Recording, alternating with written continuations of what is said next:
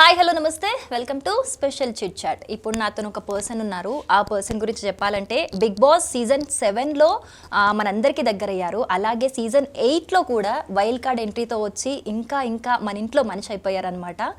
ఈ పర్సన్ గురించి స్పెషల్గా చెప్పాలంటే ఒక ఫైటర్ అని చెప్పొచ్చు.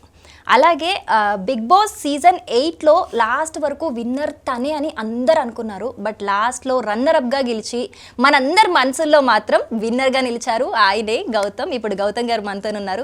మరి ఆయనతో మాట్లాడి మరి ఆయన ఎక్స్పీరియన్స్ ఎలా ఉందో అడిగి తెలుసుకుందాం. హలో అండి. హలో అండి, నమస్తే. కంగ్రాచులేషన్స్. Thanks lot. మీరు రన్నర్ అప్పే కానీ మా అందరి మనసుల్లో మీరు విన్నర్. Thanks lot. నిజంగా లాస్ట్ వరకు మీరు విన్నర్ అనే టాక్ వచ్చింది. బట్ లాస్ట్లో కట్ చేస్తే నిఖిల్ గారు విన్నర్గా నిలిచారు, మీరు రన్నర్ అప్గా నిలిచారు. మీ ఫీలింగ్ ఏంటి? So what ever has happened, అది జరిగిపోయింది కాబట్టి దాన్ని ఎక్కువ నేను దాని గురించి బాధపడదలుచుకోలేదు. కానీ బయటకు వచ్చి చూసిన తర్వాత ఎప్పుడైతే జనం నుండి మీరు చెప్పిన మాట నాకు వినిపించిందో, యునానిమస్గా ప్రతి ఒక్కళ్ళు మీరే నాకు రియల్ విన్నర్ అని చెప్పేసి సోషల్ మీడియాలో కానీ నాకు వచ్చే కాల్స్ కానీ, సో నేను యాజ్ అన్ ఆర్టిస్ట్ నాకు కావాల్సింది ప్రేక్షకులు, వాళ్ళ ప్రేమ. సో నేను సంపాదించుకున్నా కాబట్టి సో ఐఎమ్ విన్నర్. అండ్ నాకు వాళ్ళ దృష్టిలో నేను విన్నర్ కాబట్టి నేను చాలా సంతోషపడ్డా ఆ విషయంలో. అండ్ ప్రేక్షకుల ప్రేమ ఇంత దొరికినందుకు నేను చాలా హ్యాపీగా ఫీల్ అయినా. ఓకే, మీరు సీజన్ 7లోనే అందరికీ పరిచయం. అవును. మళ్ళీ సీజన్ 8లో మళ్ళీ వైల్డ్ కార్డ్ ఎంట్రీతో వచ్చి యాక్చువల్గా మీరు ఫస్ట్ వీకే ఎలిమినేషన్కి వచ్చారు, కానీ మణికంఠ వెళ్ళిపోవడం వల్ల మీరు హౌస్లో ఉన్నారు. అంటే స్టార్టింగ్ మీ గురించి ఎవరికి తెలియలేదు. తర్వాత మిమ్మల్ని మీరు ప్రూవ్ చేసుకున్నారు. సో ఎలా అనిపించింది? ఫస్ట్ వీక్ వెళ్ళగానే ఎలిమినేషన్కి వచ్చినప్పుడు టెన్షన్ అయ్యారా వెళ్ళిపోతాను అని? సో టెన్షన్ ఏం లేదు. అంటే నేను లైఫ్లో ఏది జరిగినా యాక్సెప్ట్ చేసి నాకు వచ్చిన అవకాశాన్ని కానీ దాన్ని ఇంకెక్కువ ఎలా పొందుపరుచుకొని ముందుకు వెళ్ళాలని అనుకునే మనస్తత్వమే కాబట్టి సో ఏది జరిగినా నేను అప్పుడు కూడా యాక్సెప్ట్ చేసేవాడిని. సో నాకు ఒక ఛాన్స్ దొరికింది, ఒక 1% అవకాశం దొరికినప్పుడు నేను ఎక్కడ ఇంకా అక్కడి నుంచి తగ్గొద్దు, మన స్టాండ్ అంటూ మనం తీసుకోవాలి. నా చుట్టూ జరిగే పరిస్థితుల్ని ఇంకా క్లియర్గా నేను క్షుణ్ణంగా అబ్జర్వ్ చేయాలి. హౌస్ మొత్తాన్ని లేకుంటే ఆ హౌస్లో ఉన్న ప్రతి ఒక్కరిని ఇంకా క్షుణ్ణంగా పరిశీలించి ఎక్కడెక్కడైతే ఏదైతే తప్పు జరుగుతుందో దాన్ని ప్రశ్నించాలి. నాకంటూ నేను ఒక స్టాండ్ తీసుకోవాలి, నేనంటూ ఒక ఎంచుకున్న మార్గంలో ముందుకు వెళ్ళాలి అని చెప్పేసి ఇంకా దృఢంగా నా ఆటని ఇంకా పదిలపరుచుకొని ముందుకు వెళ్ళడం జరిగింది. అక్కడ మీరు సీజన్ 7లో ఫస్ట్ ఫేక్ ఎలిమినేషన్ అయినట్టు చూపించారు. అవును. ఒక రూమ్ లో ఉంచి మీరు హౌస్ అంతా అబ్జర్వ్ చేసి, అంటే ఇప్పుడు మనం జనరల్ గా పీపుల్ తో ఉన్నప్పుడు ఒకలా ఉంటారు, అవును, మన వెనుక ఒకలా మాట్లాడుతూ ఉంటారు. మనుషులు అన్నాక సర్వసాధారణం ఇది. మీరు హౌస్ లో ఉండి అలా రూమ్ లో ఉండి అబ్జర్వ్ చేస్తుంటే మీకు ఏం డిఫరెన్స్ అనిపించింది? ఎవరు పాయింట్ అవుట్ అనిపించింది మీకు? అంటే సీజన్ 7లో 8లో జరిగిన ఒక కామన్ పాయింట్ ఏంటంటే కొన్ని పాయింట్స్లో హౌస్ మొత్తం నా ఒక్కడికి అగేన్స్ట్ అయిపోయింది. అవును. సో అది సీజన్ 7లో జరిగింది, సీక్రెట్ రూమ్ పర్టికులర్ టైం అప్పుడు. దాని తర్వాత సీజన్ 8లో ఇక త్రూఅవుట్ ద సీజన్ అదే జరిగింది. సో అది తెలియకుండా పరిస్థితుల ప్రభావం అట్లా ఎలా వచ్చింది. కానీ హౌస్లో మీరు అందరు ఒకటై మీరు ఒక సైడ్ ఉన్నారు, కానీ బయటికి వచ్చేసరికల్లా అందరు మనసులో మీరే ఉన్నారు. Thanks a lot. ఎందుకంటే ఇప్పుడు అక్కడ హౌస్ మేట్స్ని మెప్పించడం కంటే ప్రేక్షకుల్ని మెప్పించడం ఇంపార్టెంట్. అండ్ నేను నమ్మిన దారిలో ముందుకు వెళ్ళడం ఇంపార్టెంట్ అని నేను దృఢంగా ఎప్పుడు నమ్ముతా. సో సీజన్ 7లో ఏంటంటే నాకు I was little innocent and నాకు అన్ని ఎక్కువ విషయాలు ఇంకా తెలియదు. ఈ ప్రపంచాన్ని ఇంకా క్షుణ్ణంగా నేను పరిశీలించి అంత మెచ్యూరిటీ లెవెల్స్ లేవు. సో ఈసారి ఏంటంటే ఈ లాస్ట్ 1 yearలో నేను నేర్చుకున్న పాఠాలు కానీ నేను చూసిన జీవితం కానీ నాకు చాలా నేర్పించింది. సో ఇంకొక చేంజ్డ్ గౌతమ్గా వెళ్ళిన అండ్ దృఢంగా నేను ఏదైతే నమ్ముతానో అదే సిద్ధాంతం మీద నిలబడాలి. ఎవరు మనల్ని అర్థం చేసుకున్నా చేసుకోకపోయినా అని చెప్పేసి నేను బిలీవ్ చేసిన. సో అందుకే నాకు ఫస్ట్లో నేను కొంతమందితో ఫ్రెండ్షిప్ చేసి ఫ్రెండ్లీగా ఉన్నా కూడా వాళ్ళు నన్ను ఆ విషయంలో అర్థం చేసుకోలేకపోయినరు. సో నేను ఎవరు అర్థం చేసుకున్నా చేసుకోకపోయినా నేను మాత్రం ఇదే మార్గంలో నడుస్తా అని చెప్పేసి నేను ఫిక్స్ అయ్యి, సో ఎవరు నాతో ఉన్నా లేకున్నా, ఫ్రెండ్స్ లాగా ఉన్నా లేకున్నా కూడా నేను ఒక్కడనే సోలోగా అయినా నేను అనుకున్న గమ్యాన్ని నేను చేరుకోవాలి. ఎట్ ద సేమ్ టైం పీపుల్కి నేను ఒక ఫిలాసఫీని, నేను నమ్మే సిద్ధాంతాన్ని నేను ఇవ్వాలి వాళ్ళకి అని చెప్పేసి నేను చాలా స్ట్రాంగ్గా బిలీవ్ చేసి ముందుకు వెళ్ళిన. సో ఆ ఒంటరి పోరాటం అన్నది జనాలకి అంత నచ్చుతుందని అయితే నేను అనుకోలేదు. అది కరెక్ట్ అని నేను భావించిన. అది నచ్చాలి నచ్చొద్దు అన్న అభిప్రాయం కాదు, ఇదే కరెక్ట్ అని చెప్పేసి నేను నమ్మిన. నాకు ఎంతమంది చెప్పినా కూడా నేను అందుకే ఎక్కడ దారి నుంచి పక్కకు మళ్ళలేదు. మొదటి నుండి చివరి దాకా నేను నమ్మిన సిద్ధాంతం వైపే ముందుకు వెళ్ళిన. సూపర్. అసలు మీరు ఫస్ట్ సీజన్ 7లో ఆల్రెడీ మీకు కొంత ఐడియా ఉంది బిగ్ బాస్ గురించి. మళ్ళీ మీరు వైల్డ్ కార్డ్ ఎంట్రీతో వచ్చారు కాబట్టి ఆ ఎక్స్పీరియన్స్ కొంచెం మార్పులు చేర్పులు, ఎందుకంటే మనకు ఒక జర్నీ అయిన తర్వాత అందులో మనం కొన్ని లెసన్స్ నేర్చుకుంటాం, కొన్ని మెమొరీస్ ఉంటాయి, చాలా ఉంటాయి. సో ఆ ఎక్స్పీరియన్స్ మీకు ఇందులో ఎలా యూజ్ అయింది, ఏమేమి నేర్చుకుని వెళ్ళారు మీరు? సో ఎక్స్పీరియన్స్ అంటే మోర్ దెన్ ఎనీథింగ్ నాకు లైక్ జీవితం నేర్పించిన ఎక్స్పీరియన్స్ అనుకోవాలి. సో సీజన్ 7 తర్వాత నాకు ఇంకెక్కువ మందిని, నేను చాలా మందిని కలిసా. నాకంటూ ఒక ప్రేక్షకులు ఆడియన్స్ ఫామ్ అయినరు సీజన్ 7లోంచే. సో నాకు సపోర్ట్ చేసిన వాళ్ళు అంటే 13 వారాలు ఉండడం కూడా అప్పుడు యాజ్ ఎ ఫ్రెష్ ఫేస్ వెళ్ళి అది చాలా డిఫికల్ట్. సో నేను అప్పుడు 13 వారాలు ఉండడం వల్ల ఎంతోమంది ప్రేక్షకులకి పరిచయం అయ్యి నాకంటూ నన్ను నమ్మి నాతో నిలబడే వాళ్ళు చాలామంది నాకు ఏర్పాటయ్యారు. సో వాళ్ళు నాకు కొన్ని చెప్పారనమాట. అంటే నాలో ఉన్న ప్లస్లు ఏంటి, మైనస్లు ఏంటి అని. సో ప్లస్లని ఇంకా డబుల్ ప్లస్లు చేసుకోవాలి, మైనస్లని ప్లస్ చేసుకోవాలి. And at the same time ఇప్పుడు నేను నేర్చుకున్న మొత్తం నా ఫిలాసఫీని కానీ, నా మెచ్యూరిటీ లెవెల్స్ని కానీ ఇంకా క్లియర్గా చూపించాలి, వ్యక్తపరచాలి. అండ్ నాకు సీజన్ 7లో చిన్న చిన్న కన్ఫ్యూజన్స్ ఉండే, చిన్న చిన్న భయాలు ఉండే. సో ఎవరికి భయపడాల్సిన అవసరం లేదు, నువ్వు దృఢంగా నిలబడాలి. నువ్వు ఒకటి అనుకున్నావంటే అది ఎంతమంది తప్పని నీకు ఎదురొచ్చినా కూడా నువ్వు ఒక్కడివే నిలబడాలి, ఎవరిని ఇన్ఫ్లుయెన్స్ చేయొద్దు, ఎవరితో ఇన్ఫ్లుయెన్స్ అవ్వద్దు అన్నది చాలా నేర్చుకున్నా సీజన్ 7 తర్వాత ఈ లాస్ట్ 1 year. సీజన్ 7 అయ్యాక మీకు మంచి ఫాలోవర్స్ వచ్చారన్నారు. ఎస్పెషల్గా మీకు ఈ సీజన్ 8లో సపోర్ట్ చేసిన వాళ్ళ గురించి మాట్లాడుకోవాలంటే power star Pawan Kalyan fans చాలా మంది సపోర్ట్ చేశారు మీకు. అండ్ అలాగే యూత్లో ఇంపాక్ట్ ఎక్కువ ఉంది మీ గురించి. మరి ఎందుకో హ్యాండ్సమ్గా ఉన్నాడను మరెందుకో అర్థం కాలేదు. మరి అది ఎలా అనిపించింది మీకు? అది బయటకు వచ్చినాక మీకు తెలిసే ఉంటుంది. యా తెలిసింది. ఎందుకంటే లైక్ సీజన్ 7లో ఒక బాయ్ నెక్స్ట్ డోర్, ఒక మా ఇంటి అబ్బాయి అని ఒక కైండ్ ఆఫ్ ఒక లెవెల్ ఆఫ్ రీచ్ వచ్చింది. సో కానీ కొన్ని పొరపాట్లు చేయడం జరిగింది నాకు అప్పుడు, వయసు ప్రభావం కానీ, లేకుంటే నేను చూసిన లైఫ్, నేను ఇంకా అంత క్షుణ్ణంగా జీవితాన్ని అర్థం చేసుకోలేదు, నన్ను నేను అర్థం చేసుకోలేదు. సో దాని తర్వాత ఈ లాస్ట్ 1 yearలో నేను గ్రో అయినా, లైక్ మెంటల్లీ కానీ ఎమోషనల్లీ కానీ చాలా గ్రో అయినా. సో నాకు సీజన్ 8లో ఏంటంటే ఎవరు ఏమన్నా కూడా నేను నమ్మిన సిద్ధాంతం పట్ల నిలబడాలని చెప్పేసి నేను ఆ ఫైట్ చేసిన దానికి, సో ప్రతి ఒక్కరు అంటే almost everyone 90% of the audience were on my side అని నాకు అనిపించింది నేను బయటకు వచ్చి చూసిన తర్వాత. సో ప్రతి ఒక్కరికి అంటే చిన్న చిన్న ట్రాల్స్, నెగిటివ్ కామెంట్స్ అవి ఉంటాయి, కానీ ఈ సీజన్లో నాకు అసలు చాలా యునానిమస్గా అంటే ఒక పాజిటివిటీ వచ్చింది.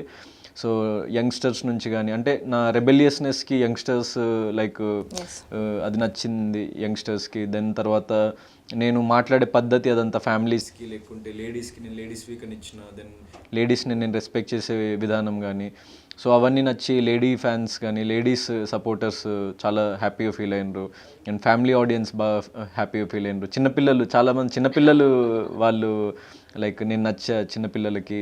సో అలా ప్రతి ఒక్క సెక్టర్ ఆఫ్ ఆడియన్స్కి నేను ఈ సీజన్ త్రూ కనెక్ట్ అవ్వగలిగిన. అండ్ యునానిమస్గా గౌతమ్ అన్నది కరెక్ట్, గౌతమ్ నిలబడిన విధానం కరెక్ట్, ఒక్కడే ఎవరిని లైక్ ప్రేరేపితం చేయకుండా, ఒక్కడే తన వైపు ఎవరిని లాక్కోకుండా తను ఒక్కడే నిలబడి ఫైట్ చేస్తున్నాడు చూడు, అది కరెక్ట్ అని చెప్పేసి చాలామంది నమ్మిండ్రు. సో దానికి నేను చాలా సంతోషం. ఇట్లాంటిది మనము సీజన్ 2లో కౌశల్ ఉన్నప్పుడు చూసాం. కౌశల్ గారు ఉన్నప్పుడు ఆయన హౌస్ మొత్తంలో వన్ సైడ్ అయిపోయి, హౌస్ అంతా ఒక సైడ్ అయిపోయి ఆయనను చాలా బ్లేమ్ చేసి టార్చర్ చేసిరు, అదంతా మనం చూసినాము. బట్ ఫైనల్గా విన్నర్గా ఆయనే నిలిచారు. బట్ యాక్చువల్గా ఇప్పుడు విన్నర్ మీరే కావాలి, ఇంకా మీరు విన్నరే మా అందరి మనసులను గెలిచారు కాబట్టి. సో అలాంటిదే ఇప్పుడు మీ విషయంలో కూడా జరిగింది. సో బయటికి వచ్చినాక కూడా మీ ఫ్యాన్ బేస్ అవును. అండ్ సీజన్ 7లో మీరు అన్నట్టు మీరు చాలా ఇన్నోసెంట్గా, మీకు అప్పటికి ఏం తెలియదు అలా ఉన్నారు. బట్ సీజన్ 8కి వచ్చేసరికల్లా అంటే ఆడియన్స్ నుంచి ఉన్న క్వశ్చన్ ఇది, మీరు చాలా సీరియస్గా, కామెడీ యాంగిల్ ఎక్కడ లేకుండా, ఏం లేకుండా చాలా అగ్రెసివ్గా, ఇలా డిఫరెన్స్ కనిపించింది చాలా. ఎందుకంటారు అలా అగ్రెసివ్గా? అలా అంటే అగ్రెసివ్ అనే కాదు, నేను ఫన్ కూడా చేసిన, టాస్క్లు అంటే ఫన్ టాస్క్లు, కామెడీ టాస్క్లు అవన్నీ చేసిన. కానీ సీరియస్ అంటే ఎక్కువ అదే ప్రొజెక్ట్ అయింది. అంటే ఎందుకంటే ఎప్పుడైతే ఇప్పుడు అందరూ ఒకవైపు అయిపోయి నా మీద దాడి చేస్తారో, నేను ఒక్కడనే నిలబడి ఆ దాడిని తట్టుకొని నిలబడాలి. కాబట్టి సో నేను అంత లెవెల్ ఆఫ్ ఫైట్ చేయడం జరిగింది. సో ఆ పోరాటం చేయడం జరిగింది. సో దానికి వాళ్ళు మెచ్చుకున్నారు ప్రేక్షకులు. కాబట్టి దానికి నేను లైక్ అందరికీ ఎప్పటికీ రుణపడి ఉంటా వాళ్ళకి. సూపర్. అసలు అలాగే మీ కెరియర్ పరంగా మాట్లాడుకుంటే కనుక మీరు ఒక డాక్టర్. అండ్ మిమ్మల్ని డాక్టర్ అనాలా, యాక్టర్ అనాలా, లేకపోతే హెల్దీ బాయ్ అనాలా? ఈ సీజన్లో అయితే ప్రొజెక్ట్ అయింది హెల్దీ బాయ్. ఎందుకలా? అంటే హెల్దీ బాయ్ అని అంటే నేను హెల్దీ ఫుడ్ యాక్చువల్లీ బయట ఉన్నప్పుడు, లోపల ఉన్నప్పుడు అదంతా కుదరలేదు, కానీ బయట ఉన్నప్పుడు నేను ఎక్కువ డైట్ ఫుడ్ తినడం కానీ, లైక్ సో జంక్ ఫుడ్కి దూరంగా ఉండడం కానీ లేకపోతే ఫిట్నెస్ దీంట్లో ఉంటా. సో లోపల నేను ట్రై చేసిన యాజ్ మచ్ యాజ్ పాసిబుల్. అయితే ఒకసారి రోహిణి చూసి ఆ మాట అనింది, అదే అంటే లైక్ కీరా క్యారెట్ కట్ చేసుకొని అందరు దోశలు అవన్నీ తింటుంటే నాకు ఇవన్నీ వద్దని బీట్రూట్లు కీరా క్యారెట్ అవన్నీ కట్ చేసుకొని అదంతా చూసి తను హెల్దీ బాయ్ హెల్దీ స్కిన్ అని చెప్పేసి సో అట్లా అనింది. అది అక్కడ నుంచి హెల్దీ బాయ్ హెల్దీ బాయ్ అన్న మీ పేరు వస్తుందేమో. సో నాకు సార్ కూడా వీకెండ్ ఎపిసోడ్లో హెల్దీ బాయ్ అని అనేసరికి అక్కడ నుంచి అది కంటిన్యూ అయిపోయింది.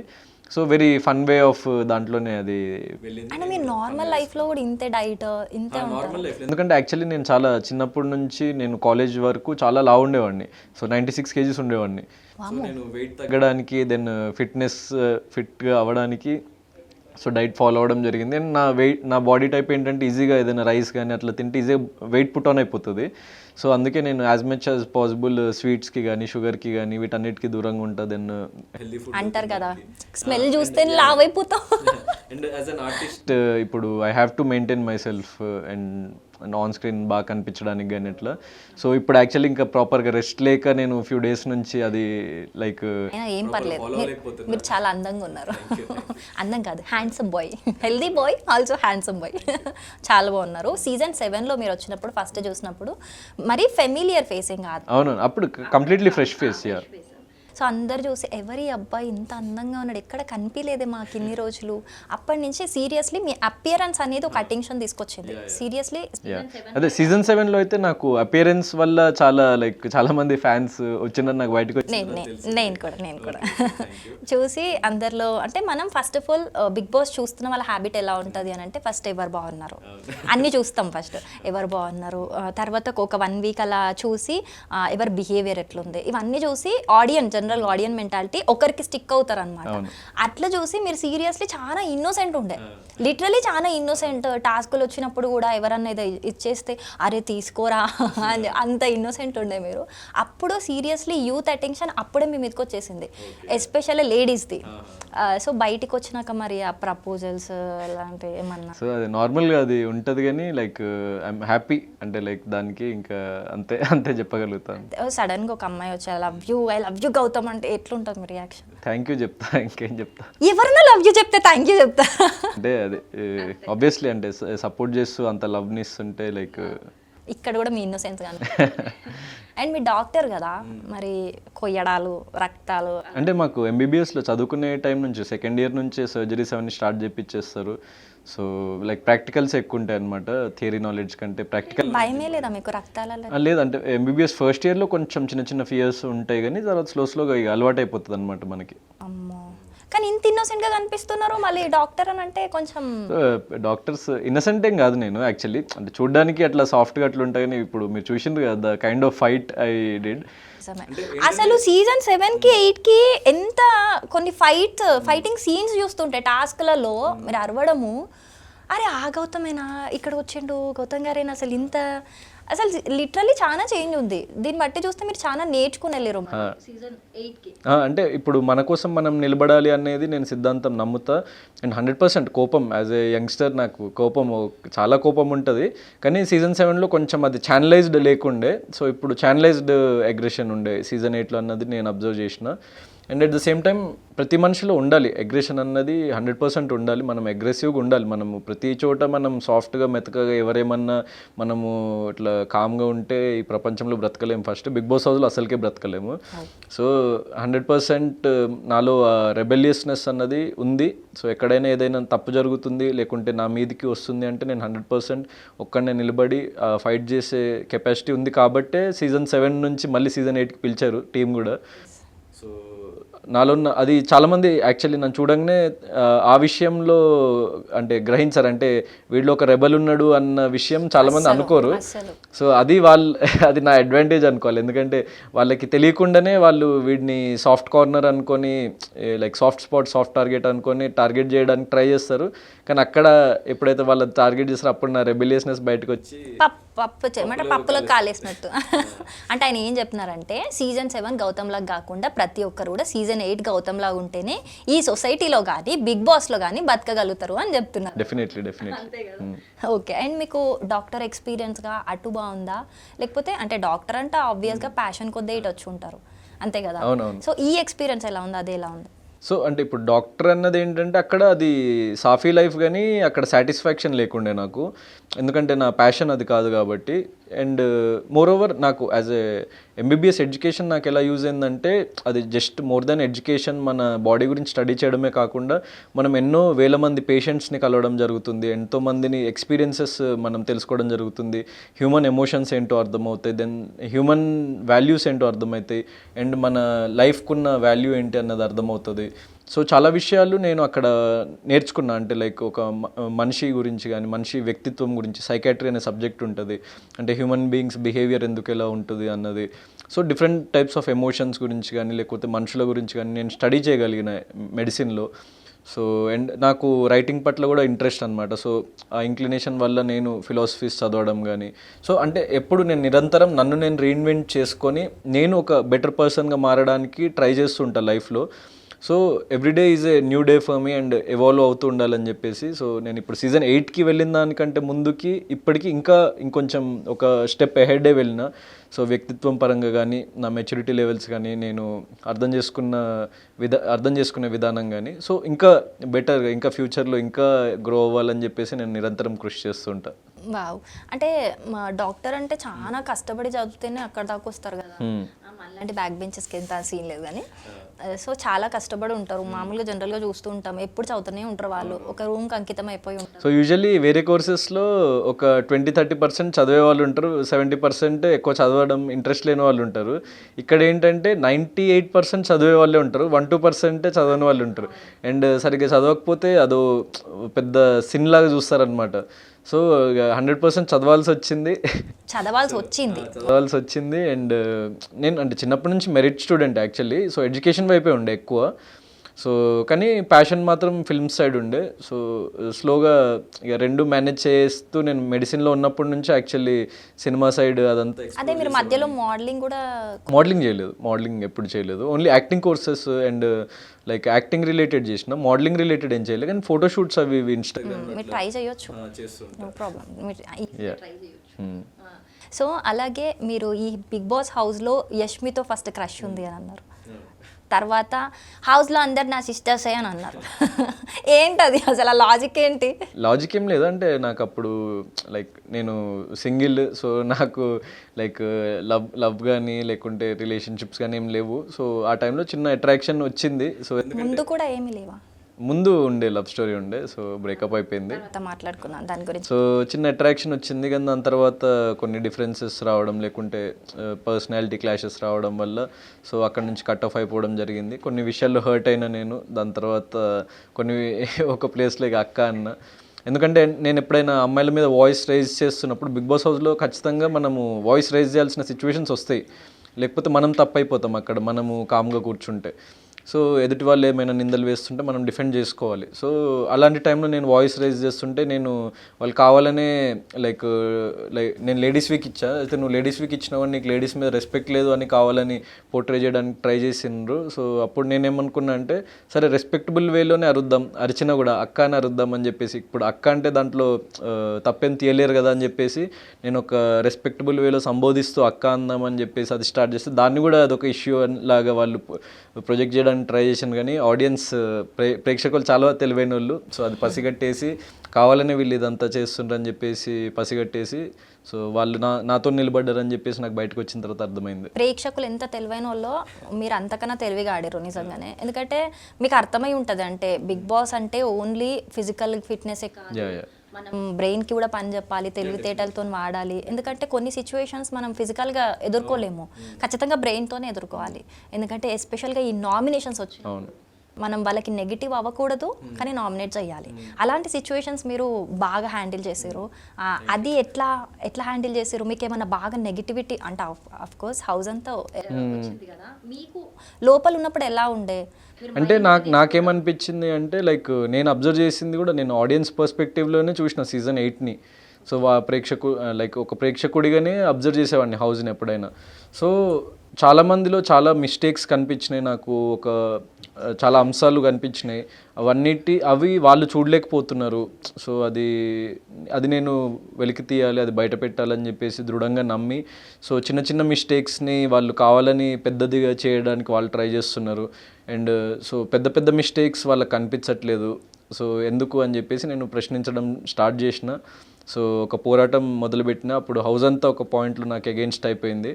So most of the house. So Avinash, Rohini and Teja వాళ్ళేమో సో వాళ్ళు ఎంటర్టైన్ చేస్తుండేవాళ్ళు. వాళ్ళంతా ఏదో ఎవరిని టార్గెట్ చేయాలి అట్లా ఉండేవాళ్ళు కాదు, కాబట్టి వాళ్ళ మీద ఎక్కువ నా పోరాటం ఏం చేయలేదు. కానీ ఎవరినైనా టార్గెట్ చేయాలి, లేకపోతే మనం గ్రూప్గా డిసైడ్ చేసుకొని నామినేట్ చేయాలి, వాడు వీక్ వీడు స్ట్రాంగ్ అనుకొని, సో వాళ్ళు ఏదైతే ఒక మ్యాచ్ ఫిక్సింగ్ కైండ్ ఆఫ్ చేయడానికి అనుకున్నారో, సో దాన్ని నేను ప్రశ్నించాలని అనుకున్నా. నేను అది పసిగట్టి, సో అది ప్రేక్షకులు కూడా అది గమనించిండ్రు.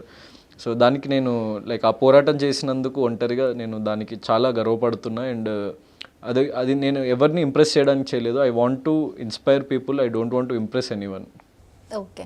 అండ్ ఫైనల్కి వచ్చేసరికల్లా ఆల్మోస్ట్ అందరు మీరే విన్నర్ అనుకున్నారు. కోర్స్ ఇప్పుడు మీరే విన్నరు. లాస్ట్ మినిట్లో నిఖిల్ అని అనౌన్స్ చేశారు. మీకు నిఖిల్కి ఎట్లుంటుండే? బయటికి కనిపించడానికి అయితే మొత్తం టామ్ అండ్ జెర్రీ రిలేషన్ ఉంటుండే మీకు. సో అది అభిప్రాయ భేదాలు ఉంటుండే, ప్రతి చోట ఫైట్ జరుగుతుండే. అండ్ మెయిన్ గ్రూప్ గేమ్లో పార్ట్ నిఖిల్ కాబట్టి, సో తను ప్రధాన సూత్రధారి అని చెప్పేసి నేను తన మీద ఫైట్ చేయడం జరిగింది. ఫైట్ అంటే ద వర్బల్ ఫైట్. సో అది నేను బయట పెట్టడం జరిగింది. సో అట్లా చాలా ఇన్సిడెంట్స్ జరిగాయి. కానీ బయట నేను ఎలాంటి వ్యక్తిని అంటే ఎక్కువ ఏది పర్సనల్ లెవెల్లో గ్రడ్జెస్ పెట్టుకోను. నేను పర్సనల్ లెవెల్లో తీసుకొని సో మైండ్కి తీసుకోరు, బయట ఏదో శత్రువులా చూడను. సో అది అభిప్రాయ భేదాలుగానే భావిస్తా. సో ఇదొక హెల్దీ కాంపిటీషన్ లానే భావిస్తా తప్ప నేను దాన్ని ఒక పర్సనల్ లెవెల్లో అయితే నేను తీసుకొని అది క్యారీ చేయను ఫర్దర్గా. సో అతనికి ఎప్పుడైనా లైఫ్లో ఏదైనా హెల్ప్ కావాలన్నా చేస్తా. సో అందరికీ ప్రతి ఒక్క కంటెస్టెంట్కి ఇదే నేను చెప్పదలుచుకుంది. ఎవరు నాకు గొడవ పడ్డ వాళ్ళైనా పడని వాళ్ళైనా ఎవరికైనా ప్రొఫెషనల్లీ కానీ లేకుంటే లైఫ్లో ఎప్పుడైనా ఏదైనా హెల్ప్ కావాలన్నా డెఫినెట్లీ నేను ముందుండి చేస్తా. Wow, super nature. అసలు మీరు డాక్టర్ అయినందుకు మేబీ మీకు డాక్టర్లు అంటూ ఉంటారు కదా, ఏది మైండ్కి తీసుకోవద్దు, మైండ్కి తీసుకుంటే మన బాడీ మీద కూడా ఇంపాక్ట్. అవును, ఇప్పుడు మనం చాలామంది అనుకుంటారు కానీ మనము ఎదుటి వ్యక్తి మీద శత్రుత్వము కోపము పెట్టుకుంటే అది మన బాడీని క్షీణిస్తుంది ఫస్ట్. సో అందుకే నేను ఏది అట్లా తీసుకోను. నేను దేన్నైనా అక్కడ గేమ్లో ఉన్నంత వరకు కూడా నేను అది అభిప్రాయ భేదాలుగానే భావించేవాడిని. వాళ్ళు గేమ్లో తప్పు చేస్తున్నారని భావించేవాడిని తప్ప ప్రతి మనిషిలో మంచి చెడు ఉంటుంది, ప్రతి మనిషికి ఎమోషన్స్ ఉంటాయి. సో వాళ్ళు కూడా మనుషులే, వాళ్ళకి ఎమోషన్స్ ఉంటాయి, వాళ్ళకి ఫ్యామిలీస్ ఉంటాయి, వాళ్ళకి రెస్పాన్సిబిలిటీస్ ఉంటాయి. వాళ్ళు కూడా మనలాంటి ఒక మిడిల్ క్లాస్ ఫ్యామిలీ నుంచి వచ్చి ఏదో ఒక సాధిద్దామని చెప్పేసి తపనతో వచ్చిండన్న ఆ భావన నాకు ఎప్పుడూ ఉండేది. సో ఓన్లీ ఆ గేమ్లో నాకు వాళ్ళతో ఉన్న డిఫరెన్సెస్ తప్ప సో పర్సనల్ లెవెల్లో నాకు ఆ ఎంపతి ఉంది వాళ్ళ మీద కూడా 100% ఎప్పుడు. ఇందుకే మీరు మా అందరి హృదయాలను గెలుచుకుంది. అందుకే అంతమంది యూత్ కూడా సపోర్ట్ చేస్తున్నారు. ఇట్లాంటి నేచర్ ఉంటే ఖచ్చితంగా, అంటే ఒకళ్ళు ఇష్టపడుతున్నారు ఇప్పుడు పవన్ కళ్యాణ్ గారినైనా అంటే ఆ పర్సనాలిటీ అలా ఉంటుంది, అలా మనం ఉండాలి కూడా. మీరు అలా ఉన్నారు కాబట్టే మరి పవన్ కళ్యాణ్ ఫ్యాన్స్ ఇటు తిరిగారంటే మామూలు విషయం కాదు. సో నేను కూడా స్వతహాగా పవర్ స్టార్కి అండ్ చరణ్ అన్నకి, మెగా ఫ్యామిలీకి చాలా పెద్ద ఫ్యాన్ని.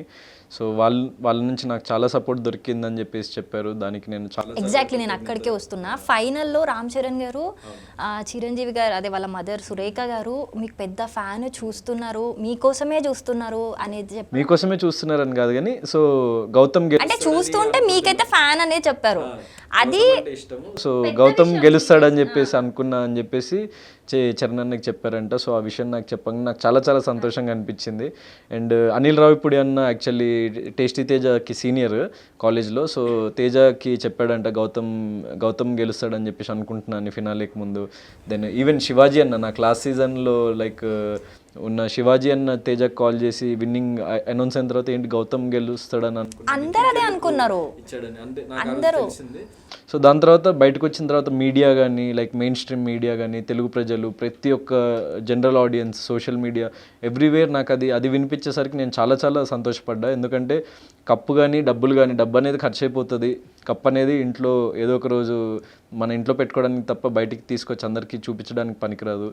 సో నిజంగా ఒకవేళ మనకి ఆ ఆడియన్స్ సపోర్ట్తో గెలిస్తే 100% నేను హ్యాపీగా ఫీల్ అయ్యేవాడిని. కానీ నాకు అది గెలవకున్నా కూడా నేను ఇంతమంది ప్రేక్షకుల్ని, వీళ్ళ మనసుల్ని, వీళ్ళ ప్రేమని గెలుచుకున్నా కాబట్టి నేను చాలా హ్యాపీగా ఫీల్ అయ్యా. Okay, super. అసలు నిజంగా మీరు జెన్యున్గా అలా మనం చూసుకుంటే కనుక ప్రీవియస్ సీజన్స్లో కూడా రాహుల్ సిప్లిగంజ్ గారు గెలిచారు, బట్ శ్రీముఖి గెలుస్తుందని అందరు అనుకున్నారు. బట్ బయటికి వచ్చినాక శ్రీముఖికే ఫ్యాన్ బేస్ ఎక్కువ వచ్చింది. అంటే కొన్ని సీజన్స్లో అలా అవుతూ ఉంటాయి, బట్ మనం నిజంగా విన్నవాల్సింది ప్రేక్షకుల మనసే. సో మీరు అది గెలిచేశారు ఆబ్వియస్గా. అండ్ కెరీర్ పరంగా మాట్లాడుకుంటే మీరు ఆల్రెడీ ఆకాశ వీధుల్లో ఫిల్మ్. సో కమింగ్ మూవీస్ ఎలా ఉన్నాయి? సో నేను సోలో బాయ్ అన్న ఫిల్మ్తో తొందరలో రాబోతున్నా. ప్రొడ్యూసర్ సతీష్ అన్న, 7 Hills సతీష్ గారు.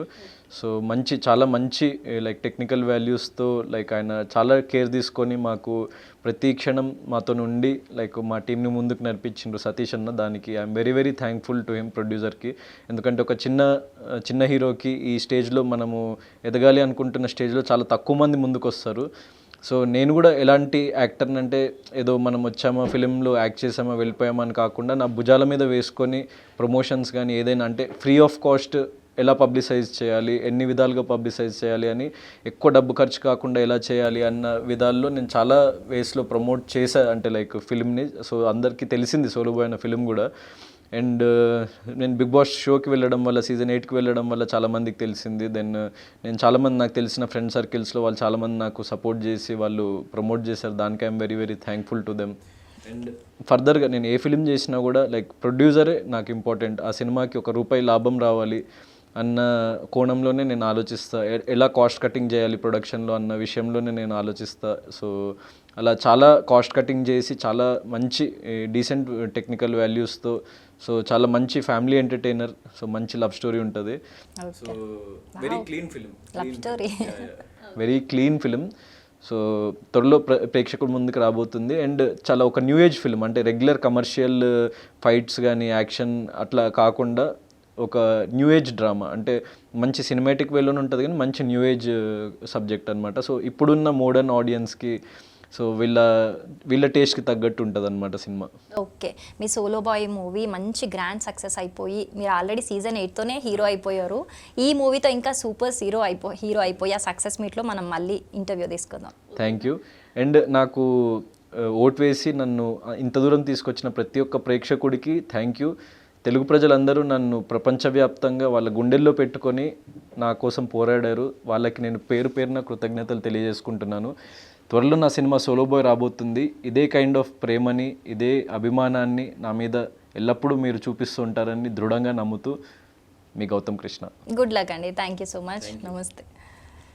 సో చూశారు కదా, గౌతమ్ గారితోనైతే చిట్ చాట్ నేనైతే ఫుల్గా ఎంజాయ్ చేశాను. మీరు కూడా మంచిగా ఎంజాయ్ చేశారని అనుకుంటున్నాను. మరొక చిట్ చాట్తో మళ్ళీ కలుసుకుందాం. బాయ్.